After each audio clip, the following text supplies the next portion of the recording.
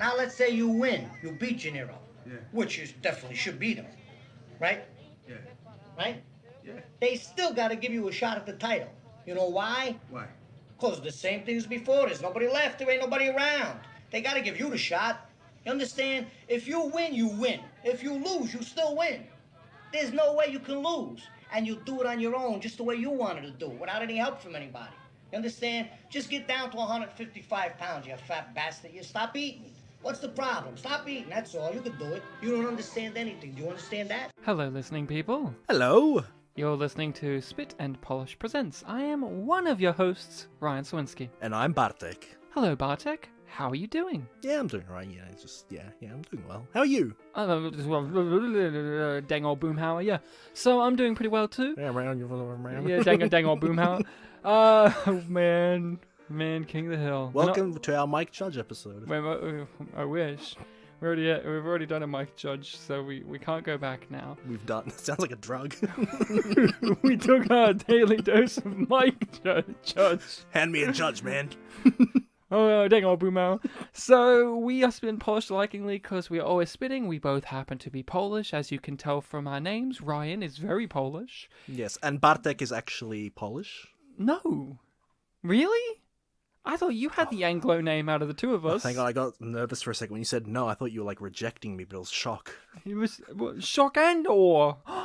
Shock and awe. Oh, no. So we are doing Pictures Powwow, the show that is where we talk about movies that has come recommended. I recommended the movie for this one. We are doing 1980s Raging Bull, directed by Martin Scorsese, the man who knows exactly what he's talking about when it comes to the landscape of modern movies. We are going to be talking about Raging Bull. If you have not seen the movie, watch it. We're going to be talking about it. And if you haven't seen it, we're going to talk about it and give away the details and the mysticism of it all, the wonder, the spookies. I watched it. He watched it, and if he can, you can too. Yes. So, Bartek, what is your history with this movie? I'd seen it once before doing it for this episode. It was in my hospital room when I had my first surgery. I think it was 2 nights after the surgery. It was in the middle of the night. Yeah. Good time to watch it. Yeah.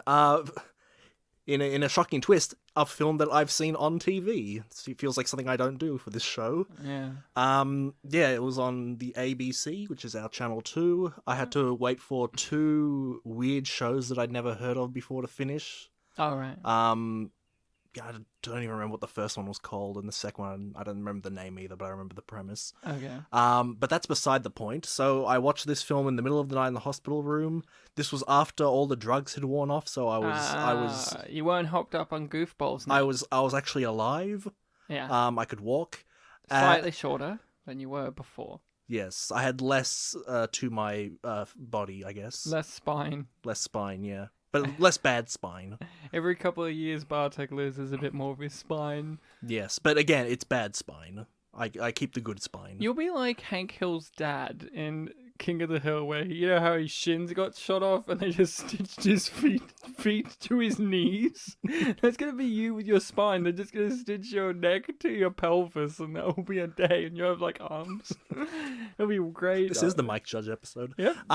Yeah, so I'd seen the film. I remember enjoying it, but I didn't really remember much other than a lot of scenes of Joe Pesci visiting his brother to make him try to get with it. Get real. Get real. Yeah. Yeah. So I've seen this movie many times. It's a great film. I think I can say that straight off the bat. It's a masterpiece. I'll say that straight off the bat as well. Dare I say this film is a masterpiece. And I've seen it only a handful of times, though, because it is one of those films for me in which its brilliance is so unmatched that it leaves me in such awe of its existence that I don't want to revisit it too much. It's one of those ones where it feels like, no, now's the time to sit down and watch Raging Bull. Like, now's the time. Like I'm giving myself a treat. Yeah. Well, something like Goodfellas, which I also think is a masterpiece, that one is just so like, oh, if it's on, well, I'm in.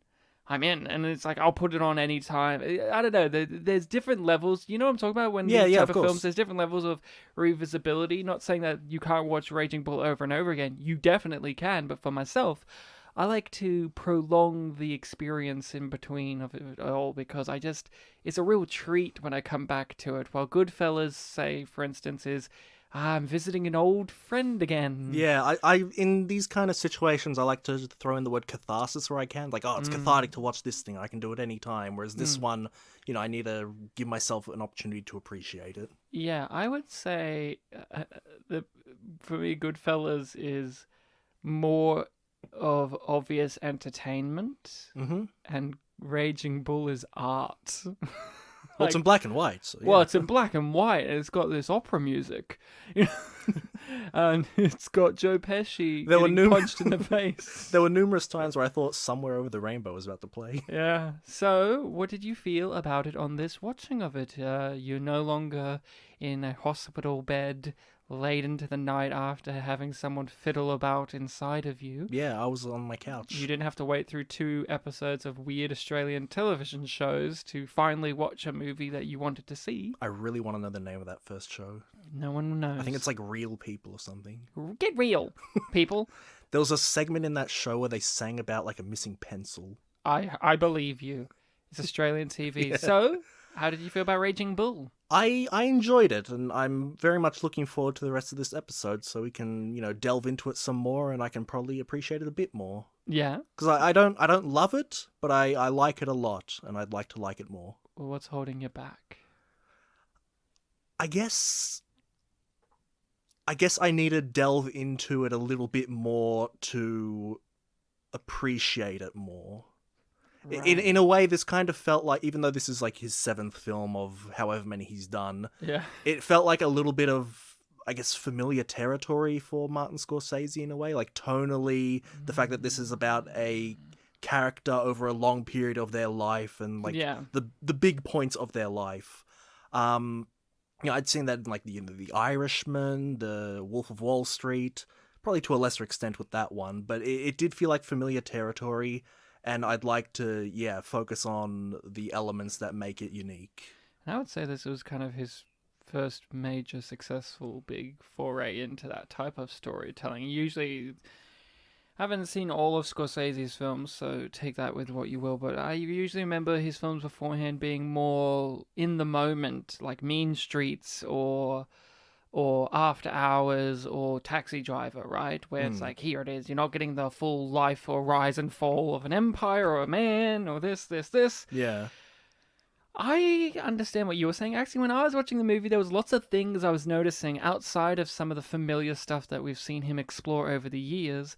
I was noticing some of the stuff that we no longer see from him over the years, or stuff that isn't as prevalent, or the things that he's now using that he didn't use in a movie like this, such as narration. He doesn't use narration in Raging Bull. In Goodfellas, in Irishman, in Wolf of Wall Street. Yeah. Lots of, so that guy over there, that's Joey 2 times. You call him 2 times because he stutters 2 times. And I'm talking about. Wolf of Wall Street, DiCaprio talks to the camera sometimes. As does Ray Liotta in Goodfellas. Does he talk to the camera in that film? Yes, he does. And at the court scene at the very end, he everything kind of pauses, and he's just like, so this is where all kind of fucked up, and he just like looks at us and starts talking to us. And yes, that's right. Right, and you have the bit at the end with Joe Pesci shooting at the camera and like stuff like that. It's like that wasn't present in this for me with Raging Bull, but I'm glad to have you here talking about it because you have a more fresh take, objective point of view on it. I see this as a masterpiece. There's nothing, to me, this film does everything correct. There's no faults to this film to me. So I have that level of admiration for the film. Mm-hmm. There's no scene that doesn't need to be there. There's no character that doesn't need to be there. Mm-hmm. There's no forced motivations. Everyone acts within their beats. It doesn't feel the need to try and make us like any of the main characters. Oh, not at all. And in the way, the fact that it's not trying to make us like them makes me like them in a weird way. Like, the film does not try to make Joe Pesci a likable person, but in a way, I found him the most sympathetic character in the entire film. Yeah. But when you look at him objectively, he's a foul-mouthed, racist little dickhead who's in with the mob and is driven by, you know, I mean, there's these things, there are numerous times in the film where it's like, oh, don't do this, man. I was on your side for a few things. and he may have fucked his brother's wife. May have. And he has a mustache at the end. So there's things there, but because the film is just presenting it, here it is, in a way that makes me endeared to these people and these situations and these characters. And that's where I'm at with my love of the film. The music is perfect. It doesn't do that Scorsese thing either, or that / Tarantino thing where it's like, here's these songs that I like and put them in. It's just like Scorsese heard some old school music and said, this has a real melancholic kind of feel and it feels appropriate for the time period. I'm just going to chuck that in. Let that be the thing that rides the movie. It doesn't have like in Goodfellas where you have the montage of everyone's dead and you have like the killer song and, you know, pop song of the time and all of that. And I love that aspect, and of course it's in black and white. I was gonna say the music does suit the black and white as well. Yeah, the black and white aspect and there are cinematography. The trivia mentions there's like a million reasons for the black and white, and it's just one of them. Yeah. I mean, there's lots of reasons, but in the end of the day, they're all good. Yeah, they all fit. They all fit. So I love the fact also that this isn't a sports movie. Yeah, it's weird that they say it's a sports film just because there's boxing in it. Because I want to talk to you now. You're a big Rocky fan. Yeah, apparently. You've seen them. Once each. You've remembered more about them, and you still are keen to see more of that character than I am. To me, I was like, Rocky 6, Rocky Balboa, that film, right? That was like, okay, that was an unexpected surprise. I was happy to see him. Don't need any more. And then the Creed movies come along and everyone's like, oh, Creed. And you were like, I liked Creed and I want to see the second one and all that. You have more of an attachment to that. And of course, we have to bring up Rocky. Yeah. Because it kicked off a boxing craze. And this movie is kind of like the antithesis to Rocky in a lot of ways. The trivia mentioned that word exactly, yeah. It's in black and white. It's not actually about the boxing, or it's not actually about the character striving to succeed using the sport of boxing. Yeah, apparently there's like 2 hours of footage in this film without any boxing. Yeah, it's like 10 minutes of boxing in the whole fucking movie, and you barely see some of it. And none of it's like meant to be climactic or anything. It's like he doesn't win every fight, but he does well in all of them. So what did you think of Raging Bull in terms of that aspect when you are kind of familiar with films representing it in the way that Rocky does? This, the boxing story is very different in the two of them. Well, it's certainly not an underdog story, and it begins... Isn't it? He's trying to make it on his own, and they won't let him. I guess in the sense it kind of is, but it's not like... No, I guess it is, but Except for, imagine if Rocky was really abusive to Adrian. Like, it has scenes of him, like, worrying about training and worrying about his weight and all that, but it's all about the things outside of those. It's like, when he's obsessing about his weight and people are giving him shit about it, it's more about his attitude, things like that. And, yeah, his attitude and the way he interprets what he hears is going to be a big part of our discussion. But yeah, when the boxing scenes happen, as well, they are well shot, but there's never really, it's not like the outcome of this match, or... No, it's not about the boxing. I mean, it's shot gloriously. It is, yeah. It is, but it's not... A lot of good close-ups. Oh, the final one with Sugar Ray, and you have the shots where everything like kind of snaps into that high focus. Oh my god, it's so gorgeous. But it's not even about that, right? You don't give a shit about is he gonna beat Sugar Ray Robinson? No, not really. You don't even know Sugar Ray as a character. He's just a guy. Yeah. He's fought once or twice before. Like in the Rocky movies, the other ones are characters, like the other boxers. Yeah, they're always the antagonists. Yeah, they're always the antagonists and or former antagonists who are now friends. You know, that Yeah. kind of deal, right? They had That's the- like they- Polo's whole Yeah, deal, right? They had their film where they were antagonists, yeah. Yeah, they had their film where they were antagonists, and now it's their son who gets to fight another boxer's son, right? Like Yeah, that's the yeah, I think Creed so. 2. Ivan Drago's son is like, I'm going to destroy Apollo's son. That's the whole plot. That's what I That's heard. literally the plot. Yeah, I'm not a huge Rocky fan, but Rocky is about Rocky. Like, it's a full-on, the spotlight is 100% on him as a character piece, and even if you remove the boxing, it's about this schlubby guy who's trying to pull himself up from where he is, get the girl, and it doesn't matter if he wins or loses. It's about overcoming the hurdles of his situation in life. Yeah, and when you take all the films together, you like get different chapters of his life, essentially. And although slightly Raging Bull has that, where it's about this guy who wants to make it on his own, and he's pulling himself up, and he's using his pure talent as a boxer to get his way there, but the mob's keeping him down because they don't like this, and he compromises his values by throwing a match, and it ruins his career, but then he manages to climb back up.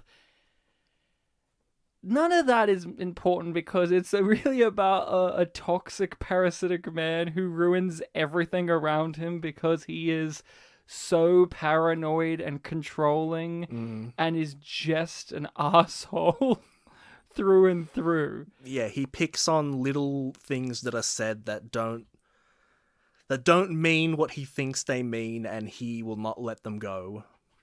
And people will get hurt in the process. Including himself. Especially himself.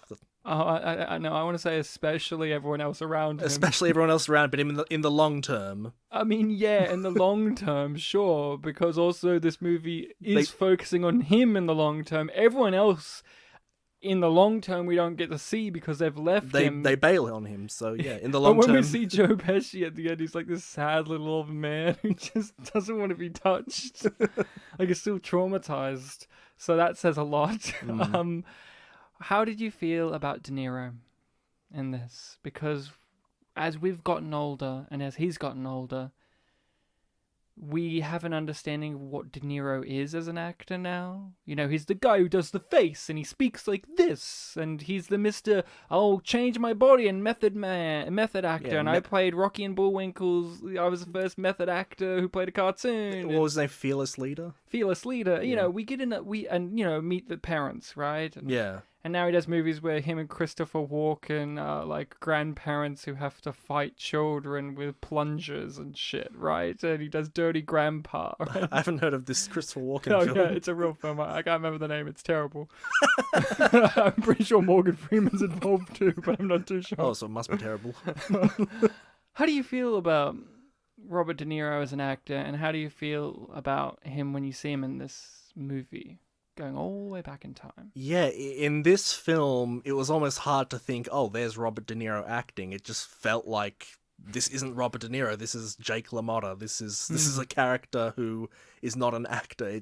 It was crazy how well he got into the role. I didn't see Robert De Niro. I saw the character. Yeah. Yeah, he's an actor I'm aware of. I've seen him in a lot of films.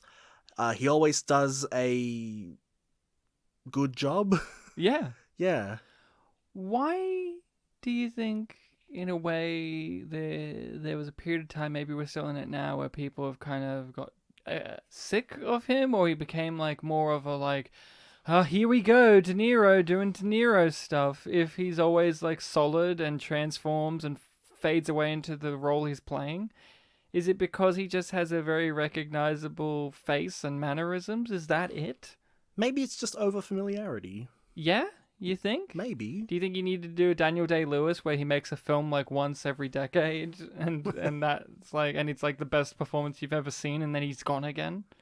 Because that's what Daniel Day-Lewis did, right? Like, he barely has that many films in his filmography. Like, when was the last film he made? It was like 5-6 years ago, and it's like, it's his last movie, guys. Like, and before that he didn't make a movie for like like 8 years earlier or something ludicrous. Like, do you think it's that? Like, you think maybe we just had so many movies with De Niro that it's like, oh, hey, you can only transform so many times until we kind of see you're the guy.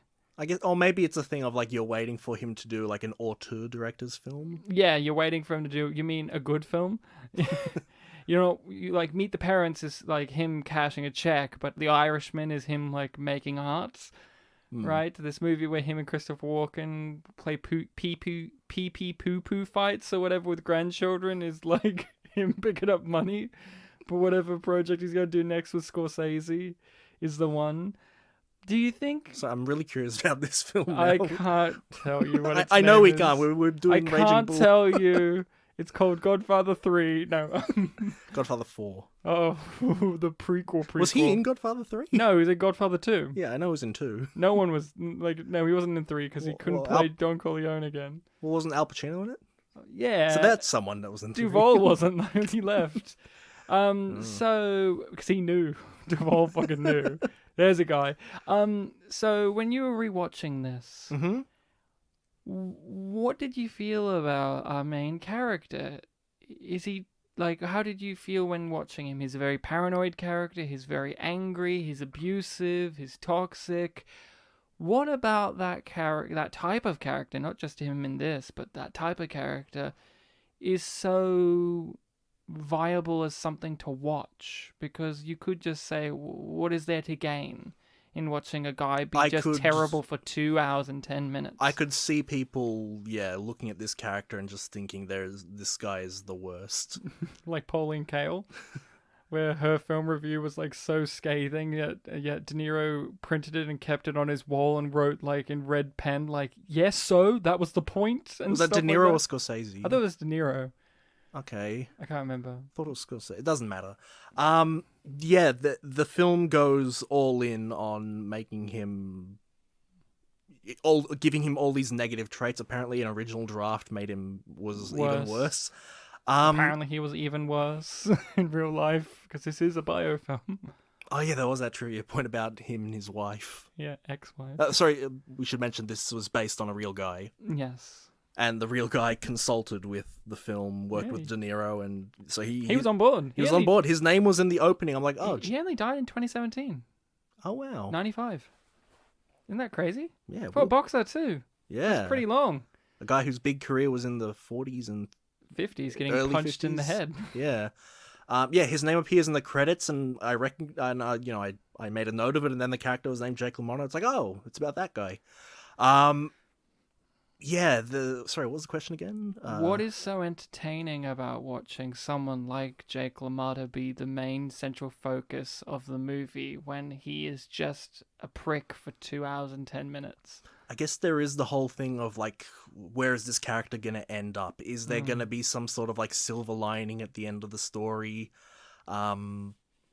Is anyone going to stick around with him? What is this character's endpoint? This character who begins as a sort of underdog, who does make it big, and we know from the opening of the film that he's eventually going to be doing something a lot more poetic, I guess. Or sad. He's going to be bigger. Yeah, it's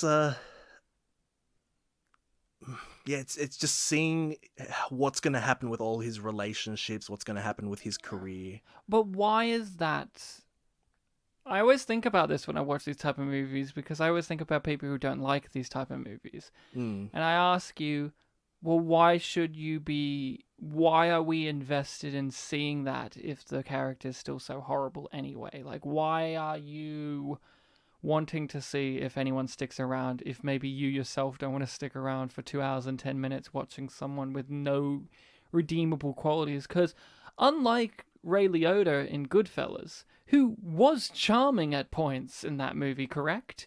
He had genuine relationships and friendships with people. He wasn't, like, he was still a bad person, and he got what he got. He would from what I remember, he would sometimes, like, give little speeches about things that interested him, like cooking and things like that. Yeah, you got interiority, as well as you could literally see, he had a relationship romantically that was far more romantic than the one Jake has.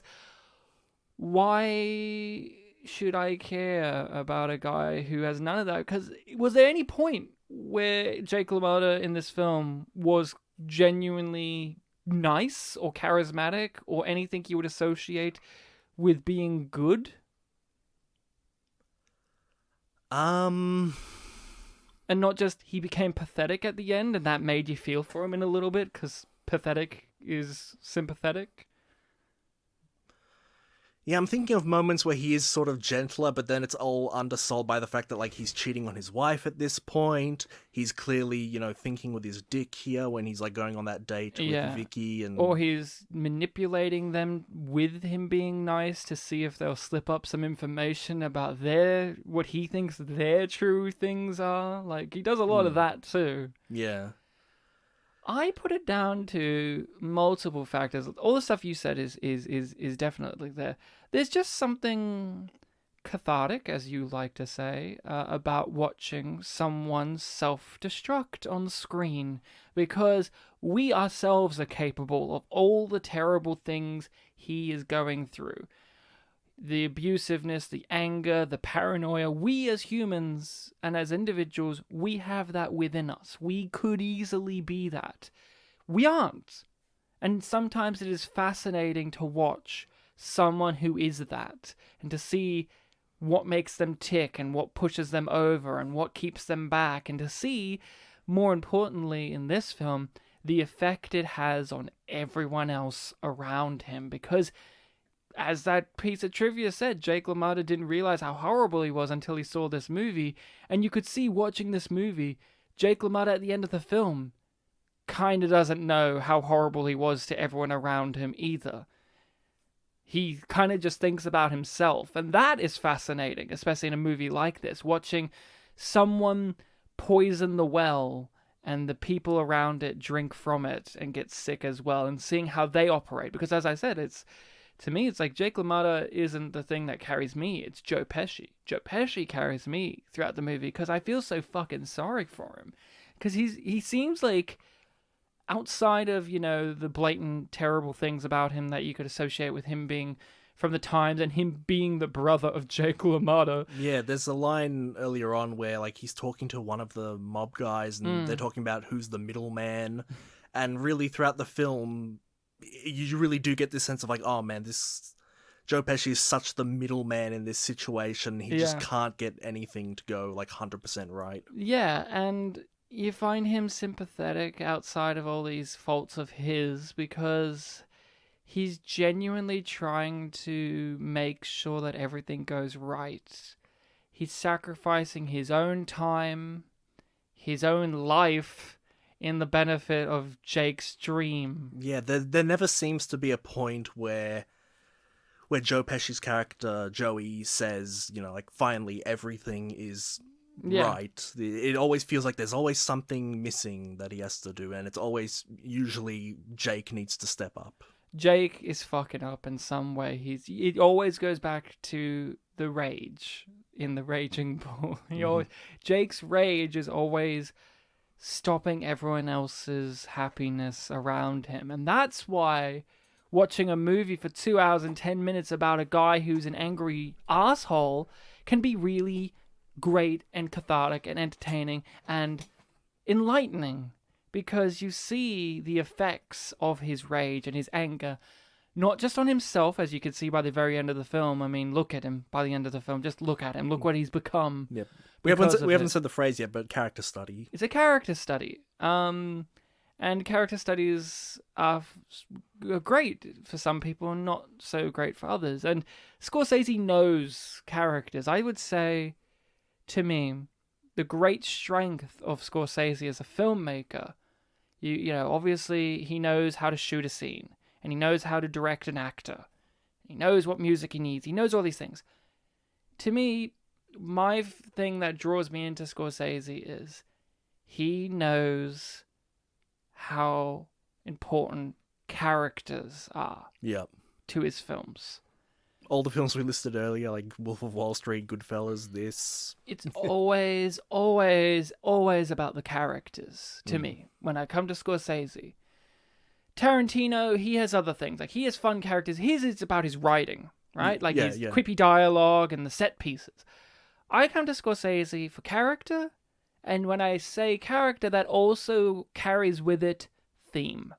Yeah. And Scorsese's characters are not likable people a lot of the time. Rarely are they ever. They're not Jimmy Stewart characters, right? Rarely. Sometimes you do get good people characters from him, but overall, they're usually duplicitous, narcissistic, egocentric, angry characters who feel like they're owed more than what they are. Mm. And that story is fun, and that's where we talk, this is, well-trodden ground for Scorsese. Mm-hmm. I like, when I watch a film like this, I notice the things that Scorsese, that aren't as typical Scorsese, or what we know of Scorsese now. What I was noticing was no narration. Although Jake's the main character, in a way, it does feel like everyone's kind of split, like, character duty. It feels very ensemble in the way there's really three characters. Yeah, I can see what you mean. Like, Jake's very important, but in comparison to Scorsese's other character study films like King of Comedy, Goodfellas, so on and so forth, it doesn't feel as 100% Jake is the main character. Here's his arc in Act 1, Act 2, Act 3. Like, it feels like Joe Pesci has the exact, like, he has that as well. It's more obvious to me. That also helps because there is no central narration of our interiority of the character. Mm-hmm. I also appreciate, to me, about Raging Bull, Jake LaMotta is a very internalized character as well. Like, a lot of the stuff you have to pick up from him is internalized. We have to look at Robert De Niro and look at his face and determine what he's thinking. Yeah. While in other films, they're very out loud characters, right? Mm-hmm. Look at Joe Pesci in this movie. Now look at it in Goodfellas. Night and day difference of what I'm talking about there. Of Joe Pesci's such an internalized character in this movie. The things that he doesn't say are the things that are really important in this, or the things that he clearly wants to say. While him in Goodfellas, it's about all the loud shit he does. Yeah, he's very much out with his id. Exactly, and he's uncontrollable. As is Jake LaMotta in this, but I don't know, there's just that kind of element. And I love Scorsese when he has characters do monologues. I'm pretty sure you do too, when a character just stands there and says some really long monologue. A good monologue is good. And that comes from narrations as well. But I was noticing that this film, it feels like it's been a little while since we've had him in this way in Scorsese, of it's just a lot of duologues. Just two people just talking in a room. Like I said, one of the only things I remembered from my first viewing was the two brothers talking. And that's like some of the most captivating stuff. Like my personal favorite scene doesn't even involve Jake LaMotta. It's the scene in which Joe Pesci's sitting down with the mob boss guy. After the forgiveness thing? After the forgive each other, let it be bygones be bygones. That's my favorite scene in the movie. Mm-hmm. Because it's just Joe Pesci trying to help other people understand the abusive relationship he's in. Which is insane, right? Mm. So I really enjoy that aspect about Raging Bull when I look at it in the landscape of Scorsese as well, of where he's gone. Where it's like, to me, Scorsese has great character interaction scenes, but a lot of them now are kind of like a character monologues to another character, and then the other character has a few interactions. But this one is like so even-handed in the characters' dialogues to one another and their character actions. How do you feel about that? Because I think you're a little bit more of a viewer of moderner Scorsese stuff, or at least not this early on Scorsese. Yeah, the films that I've mentioned already, Goodfellas, Wolf of Wall Street, The Irishman, are more recent. I've also seen Taxi Driver, but it's been so long I'd need to rewatch it. You haven't seen The Departed? Oh, I've seen The Departed. Yeah, I saw that on a flight once. The Departed. I remember that was fun. It is. It's a very good film. That's another one I want to read. This is a director who makes things that if I've only seen them once, I want to rewatch them. Yeah. But what do you feel about some of the stuff I was saying there? Because you were saying at the beginning, like, this is familiar territory for some Scorsese beats, but even in the ones that you listed, that those things don't have as prevalently what I'm talking about. What do you think about that? It's a very good point. Yeah, it's the writing gets a lot more focused when you have duologues, and this film is just full of them. Yeah, I'm thinking back on the film. And again, we talked about how it's listed as a sports film in a lot of places, but it's really all about the drama. And like we said, the 2 hours of the film that isn't the sports is mostly character interaction. Yeah, yeah. Did you have a favorite scene? I don't know about favorite scene, but one that did catch my attention a lot was Jake LaMotta's scene when he's at his restaurant. You know, when he's doing the performance and like he's You'll never guess the name of the place. Jake LaMotta's.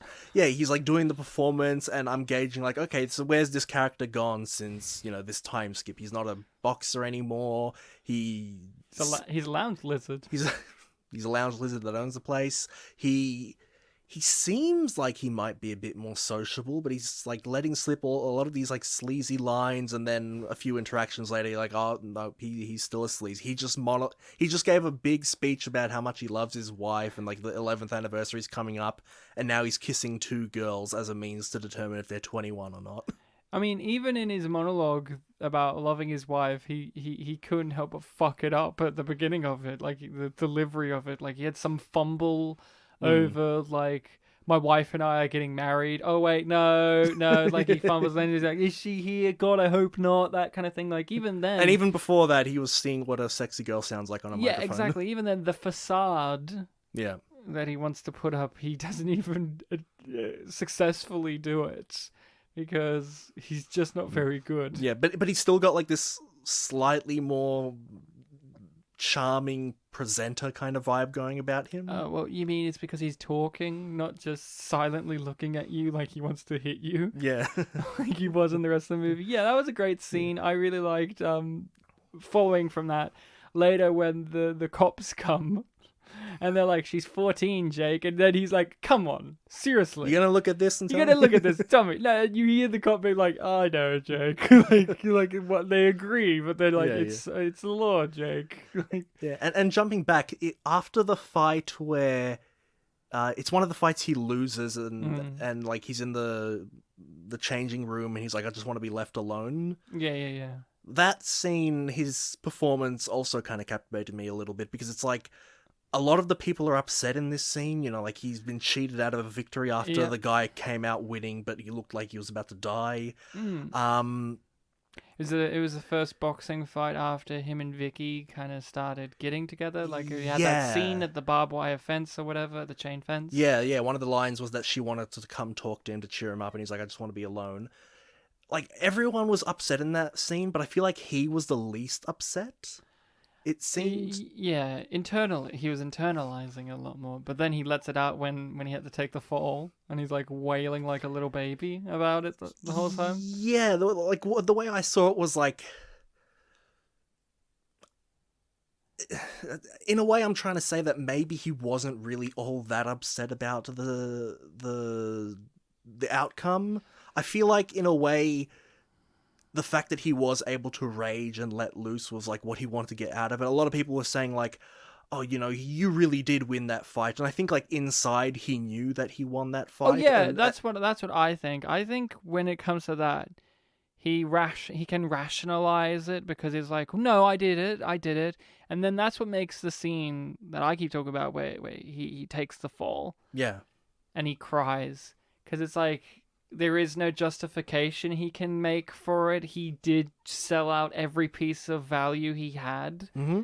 And it's like a lot of his actions in the movie, the paranoia, the beating of his wife, all this stuff, in a large portion of it, it's internalized in his brain that the rationale is like, I have to do this because this is the right thing in some way. Like, she shouldn't be cheating on me. Yeah. Because I'm her husband and she should love me and I should be enough. So it's justified, right? But then there's no justification he can make when he loses a fight on purpose. In comparison to especially when it's stolen from him, that he can be like, well, that's just unfair. But I know I did my best and I didn't sell out my values. Well, and in a way, I think, he got what he wanted out of it. And then it's further followed up in when he loses the title later in the film, and like he doesn't get knocked down. Like he gloats about it. It's like, hey, you didn't knock me down. He's not like upset. He's like, yeah, you didn't harm what I value. Yeah. God, it's such a fucking great movie. And even as sad as it was that, like, yeah, he sold out, it's like the scene itself was kind of funny because he punched the guy and it's like, oh shit, it hurt him too much. Yeah, yeah, Now yeah. this- The now actual this- fight. Yeah. Now this guy's like trying to beat on him and it's like, dude, you're not doing anything and I have to drop this fight. Yeah, I know, right? So bad. I always forget how violent boxing is until you watch Raging Bull. Because in Rocky, it's like, oh, whatever. Oh, no. Apollo died in the ring. Boo-hoo. That's the same movie in which they ran on the beach, I'm pretty sure. Well, that was the... Oh, was that not the same one? That's the fourth film, so Oh, they'd be right. in Russia. Oh, right. Which... Oh, I can't remember. Rocky 3 is the one where he became his trainer, I think. Oh, and that's one where they run on the beach? I think so. Either way, the point being is, this film that's shot in black and white got across the visceral, violent, and brutal nature of boxing to me more so than any of the Rocky movies ever did. So many close-ups of blood coming out of face. And the blood dripping off the Yeah. ropes and the crowd being sprayed with it. I love that shot too. Those were the judges, right? Yeah, the judges. And there were some people behind the judges that were just crowd and they're like, Yeah. yeah. It's funny when it's the judges, though. Oh, it's very... But it's still like, ugh. Maybe, like, I didn't think about that. There's also, like, the bloody sponge thing. Oh, of course, the bloody sponge. Yeah, I like another scene that really we have to talk about. I think it's one of the best acted scenes I've ever seen in my entire life. Go on. And little happens. And when we say acted scenes, people, I think there's this thing where it's like, oh, that means they're crying or yelling or waving their hands in the air. The scene is Joe Pesci's sitting on a couch and De Niro's just leaning up against the TV he's fixing. And that scene is where he's like, did you fuck my wife? That is one of the most brilliant performances from De Niro and Pesci. See, I think this is Pesci's best performance. Mm-hmm. What do you think about that statement on its own? Because Goodfellas is obviously one that people point to. I think he got an Oscar for that. Did he? He did, not? yeah. Great speech. Yeah, that one's definitely a lot more, to bring back the word, cathartic, because he's all id, he's going crazy, he's quotable. Oh, yeah. Yeah. This one is a lot more restrained. And he still tells you to go fuck yourself a lot. Yeah, the fact that he is more noticeably short than Robert De Niro really serves his character well. He's the younger brother he's not the action guy.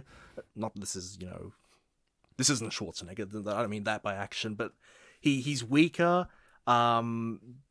He's the one that's trying to rationalize everything, and he's got just this big idiot that he has to work with. Yeah, I mean, you could say that was his character in Home Alone. Just he's rationalizing it and he's got this big idiot he has to work with. No, I think this is his best role. Pesci is an absolute stunner, and we always say, oh, De Niro, what a great actor, all these Oscars he deserves. And you really miss Pesci when he leaves the film. Yeah, and then you feel so wow when he comes back. But that scene, the two of them, and De Niro's accusing him and he's refusing to answer things. The scene plays out with a lot of ambiguity of what's going on. Does he act? Did he actually? Did he not? Is he not responding because he feels guilty and he can't lie to his brother? Or is he not responding because he's sick of having to play his brother's sick, twisted mind games all the time? What is the scenario, the way the actors play it? You could say it's one way and I'll believe you, and I could say it's another and you'd believe me. It is two people, for the most part, sitting or squatting. No need to run or stand up and shout. It is just Joe Pesci quietly pulling at his fingernails and just saying, I don't want to answer that. I just don't want to answer that. What did you think about that scene, and where do you fall on what happened there with Pesci? Like, did he actually do the deed or not? Aside from the fact that he was avoiding mentioning what happened at the restaurant, I was with him with everything that he was saying. Like, I can see why you might think that, like, he's not being as forceful with his dodging of like, why do I answer that? I do see him as being this kind of, actually it's a sort of different reaction of like, he's so disgusted that like the questioning, the paranoia has gotten to this level that he doesn't even want to give it the respect of a simple no, because it should be a given that he wouldn't do such a thing. And it's also the first time in the movie proper where De Niro's paranoia has been pointed to Pesci in that manner, right? Yeah, because he's listing out all these people and it's like, oh, why'd you mention yourself? Why'd you mention yourself? And even and like throughout the film, you know, I understood this character and I understood like, you know, how he'd react to certain things, and then it happened like when at the beginning of the scene when Vicky kisses Pesci, I was like, oh man, that's gonna be a thing, and it was. It was. I think that moment where he was like, you know, why'd you mention yourself, was one of the only times where I was like lost for a second. It's like, where are you going with this? Oh, really? I understood exactly. A little bit. Because he put himself in with the group of guys that De Niro does suspect. Yeah, but see, I was on Pesci's side so much that I was like, yeah, these are all the people that like he's giving attitude to. You see, I've been on Pesci's side too, but then sometimes I understand because the filmmaking shows us not in such an overt way. In a very subtle way, it does get us in De Niro's headspace in a way at points, doesn't it? Of course, yeah. But not in the way like, you know, in the end of Goodfellas where like Hank Hill. The Mike Judge episode, everyone. Ray Liotta? He's a Hill. His last name's Harry Hill. I can't remember what it is. He's a Hill. There was something like that. Either way. Where he's like losing his mind, he's like high on drugs, he's like, you gotta stir that sauce, and I've gotta go over here in the helicopters, and like you're so in that character's headspace the stressful scene, that you're feeling like a fever dream. Doesn't do that with De Niro's character. Yet De Niro's character has that level of hysteria about the whole entire affair. Yet you feel it because we know for a fact that he is hiding stuff from De Niro. Yeah. And in turn, what's he hiding from us, the audience? Because as good-natured as Pesci's character is, as Joey is, and as we can understand why dealing with De Niro's fucking behavior in this movie would make you react like that, we know for a fact that in the past he has tried to sleep with her because he went on dates with her in the hopes to fuck her. Yeah. They have this weird bond that we don't see form on screen, that's just formed over time, him and Vicky. Which is interesting. You could just say, like, well, that would naturally happen. And of course. But the fact that we don't see... And we know, like I said, we know he does lie to him and does do it effectively. When at the beginning, he's like, you know, I can't lie to you. You would see right through it, blah, blah, blah. Yet as the film goes along, there are many times in which Pesci deceives him.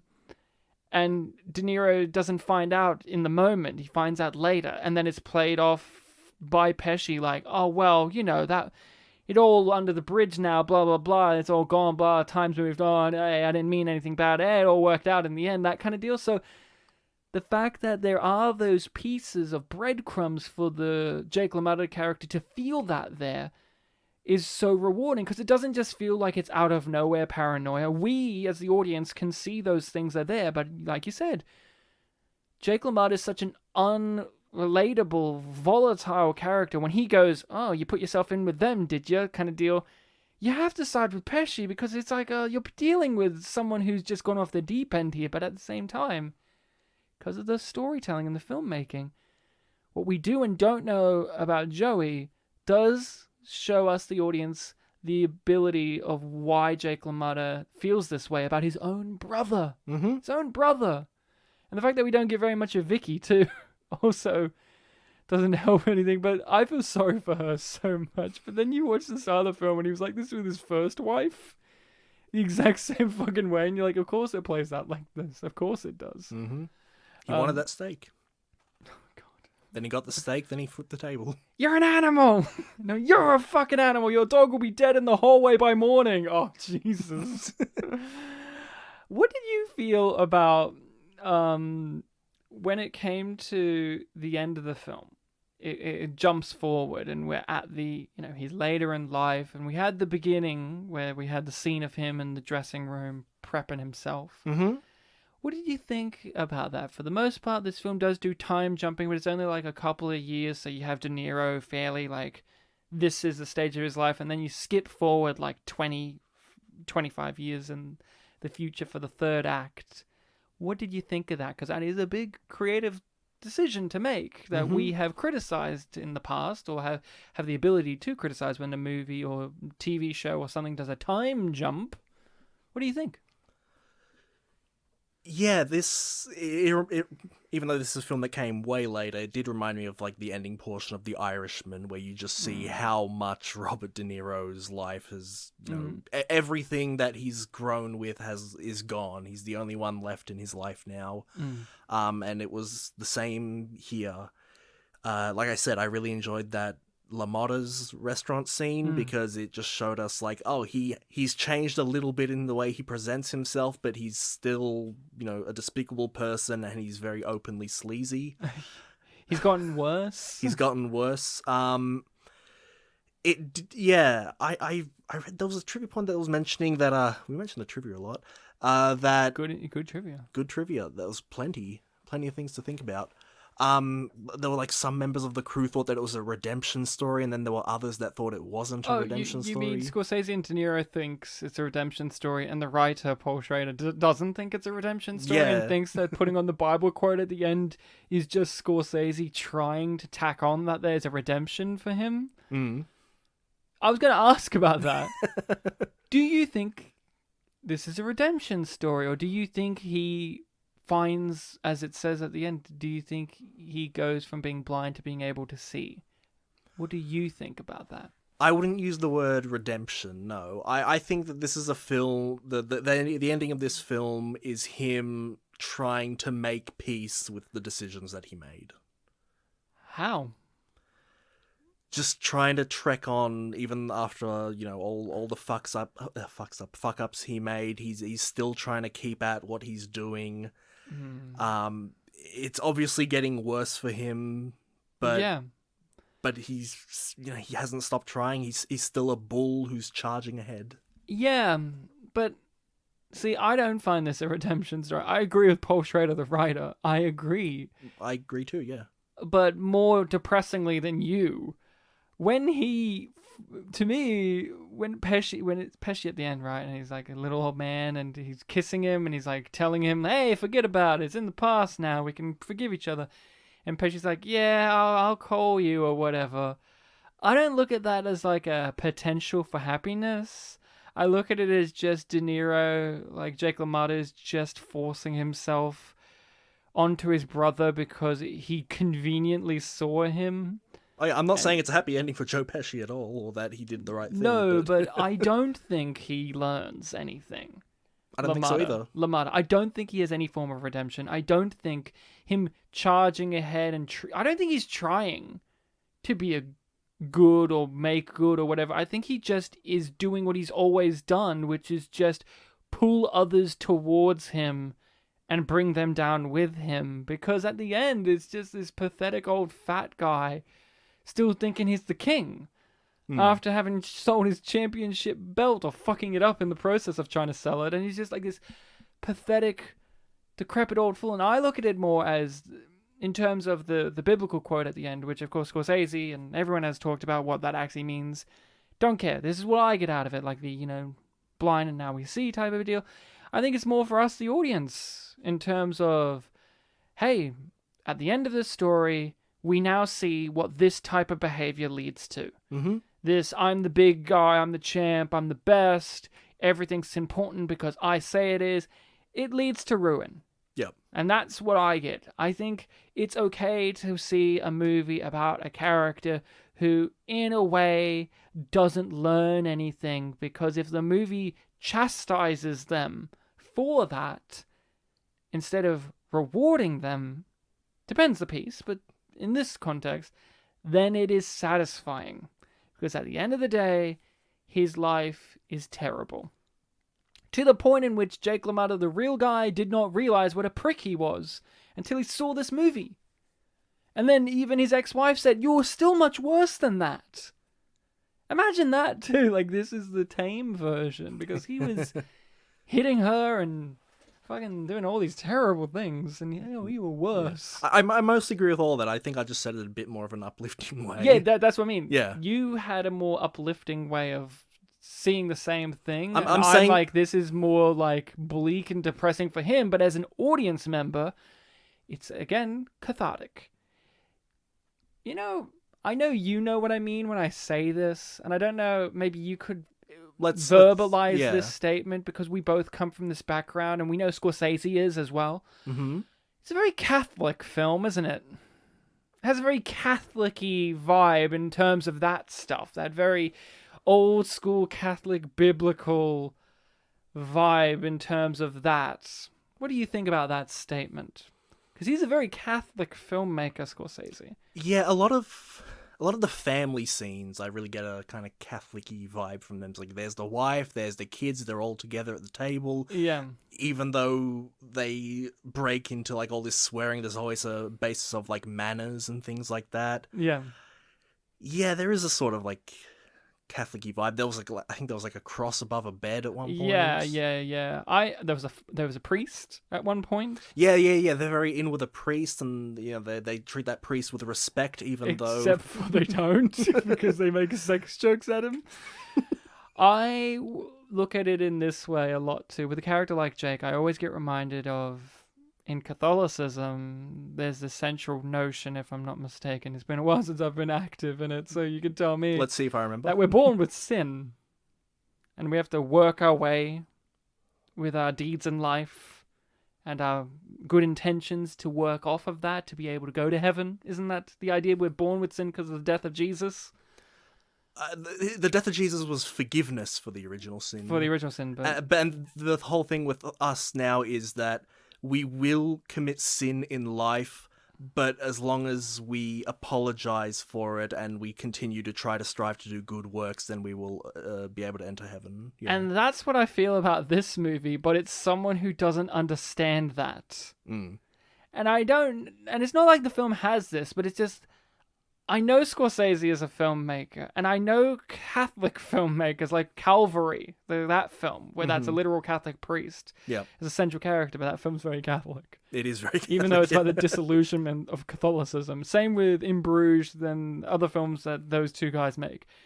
There's just something very Catholic about this movie, and when it ends and has the biblical quote, of course it makes me feel, ooh, this is a really Catholic experience. And as two people who have participated in that faith, or still do, we have some sort of basis. You understand what I'm getting at, right? It may be still hard to get this across in a review and a discussion, but there's just something there. And of course, Scorsese will go on later to do The Last Temptation of Christ.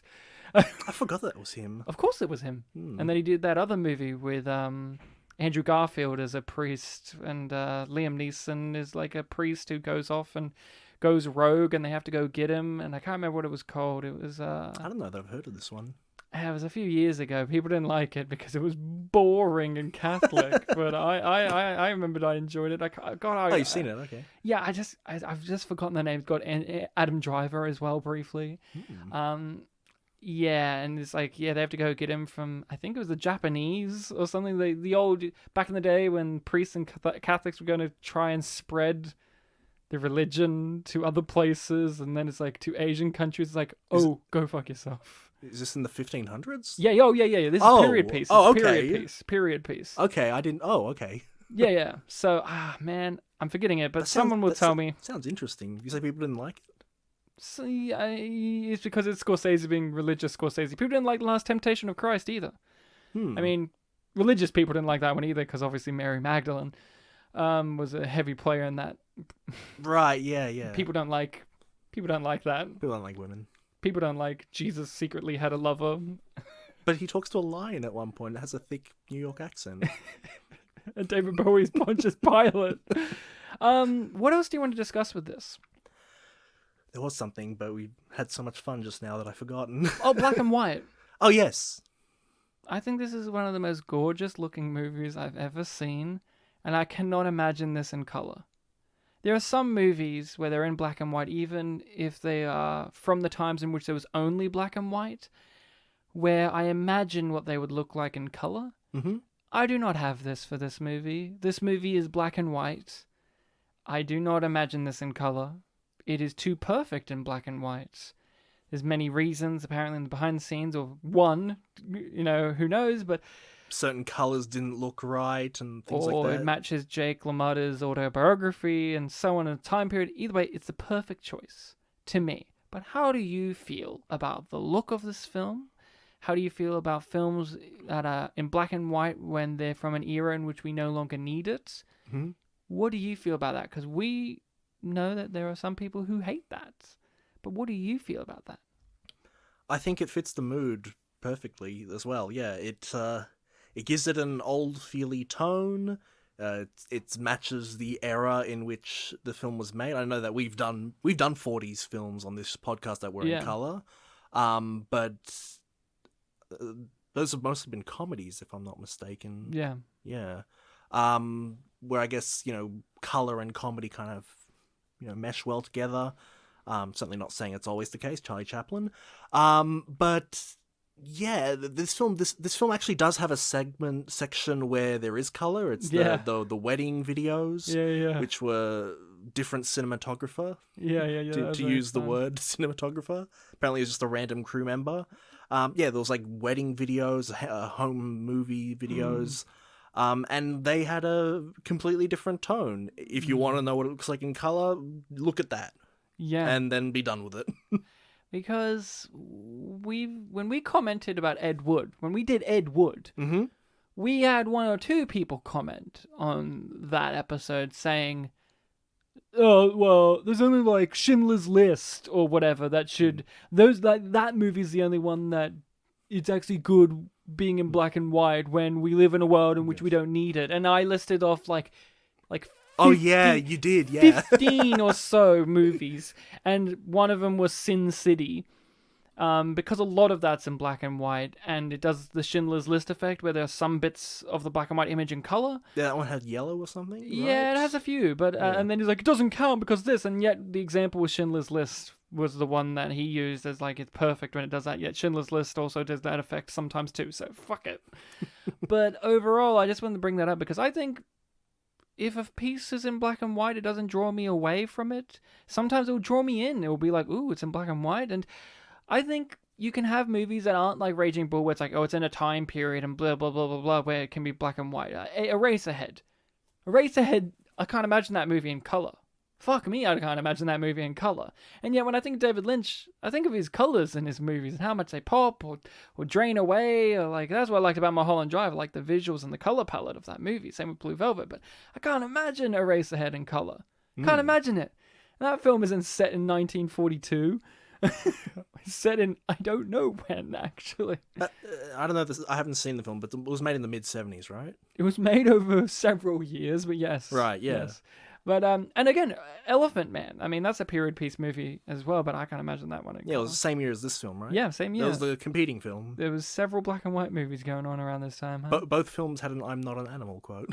Yeah, do you think that we could get a really successful black and white movie again anytime soon? Like, we had Roma. Is that like the last one? I was about to say, we had Roma the other year. And The Artist a few years back. That was 2012, I believe. Yeah, a few years back. Yeah, both won an Oscar in the field of this is the best this type of movie. Yeah, I like black and white movies. They're fine to me. I can't think of what else to say about Raging Bull. I think it's a masterpiece, baby. I think the only thing where I'm like, what was that decision? And even then, it's something that I'm kind of like, oh, I guess it's not a big deal. Is in the prison cell scene when he's punching the wall. Yeah. And I don't know if this was intentional or not, but the sound effects for him hitting the wall were very, like, fleshy. I felt like the sound effects were meant to be used for, like, hitting other people, not a wall. Oh, I don't have any issue with that. He was literally smacking his head against a wall. It sounded like a flesh hitting solid object. It sounded like flesh hitting another fleshy thing, though, to me. It didn't kind of have, like, the kind of impact against like a hard thing. How about you fix that scene and instead add rubber ducky sounds or something and it could be like nothing but trouble. Yeah, like a squeaky sound. Squeak! It'll be like Kung Pao where it's like Wimplow's shoes, right? And then when they kill him, you hear his shoes. Whee! And then afterwards, like when Robert De Niro like rubs his head because it hurts, he'll go like, wee, wee, wee, wee. Wee, wee, wee, wee. If you go and... By the way, we want to do Kung Pao at some point. But we're not, because next episode we're being recommended one by the listening people out there. Oh, we're done with the. We're done with right. the discussion Shit, now. That was really quick. I decided The review's over. we both recommend the film. I didn't say that, but I do. But you do. Now you said it. Yeah. So we both recommend it. Mhm. Next episode, we're being recommended a film by our good friend Will. Oh, Wet Wild Will. Wet and Wild Will recommended a film that involves no wet or will, but a lot of wild stuff. We're going to be doing Tremors. The Kevin Bacon wormy classic Tremors, which I'm pretty sure you haven't seen. No, I haven't. I have. So we'll be talking about that one next time on the pod. Hopefully our friend Will can stop on by and give us his thoughts on the whole experience as well. But we'll see how the world will or will not fall apart until then. Bartek, where can the people find us? You on can the internet. Not in real life. Fuck, Don't give him your address. I was literally about to say you can find us on the internet, but then you said where they can find us on the internet, so that joke's gone. You can find us on the internet at various websites, including Facebook. We have a page called Spit and Polish Presents. You can find us on YouTube on a channel of the same name. We're on Twitter with the same name. Yep. You can email us directly at spitandpolished@gmail.com. And on any of these platforms, you can testify, you can be Catholic, you can be non-Catholic if you want. I don't really classify testifying as a very Catholic thing. That feels like a very Baptist-y thing. Oh, right, yes, sorry, I was like, I was mixing up Christian and Catholic. Yeah. I mean, we're both Catholic. honestly, At the end of the unusual day, for we're me. followers of Christ. Unusual for me. That's a word that I associate with The Simpsons because Bart had that one song. It's like testify. Yeah. On any of those platforms, you can ask us a question. You can give us a recommendation for every third episode of Pictures Powwow when we do a listening people's choice, because every recommendation goes on the list. Abuse that as you will. We sometimes post things about the films that we've recently covered. You can just say whatever you want. Certainly people on YouTube say whatever they want. You can too. Yeah, they let us know their names and say hi. Bartek, a pleasure as usual. What Mike Judge reference do you want to end this episode on? Because for some reason we got on a lot of Mike Judge on this, and I don't know why. It just happened like that. I think it all started from you just speaking really fast and made me think of Boomhauer. Well, you asked me how my day was, so that was the only Yeah, response. Boomhauer. Hang on, Boomhauer. We can say I like sex There you go. because we did Idiocracy a few weeks ago, so that's the thing. Yeah, I got it. Yeah. I got the joke. I like explaining the joke because when you explain, people say you shouldn't explain the joke, but when you explain the joke, you become smarter about making jokes, and that's the reason why you should always explain the joke.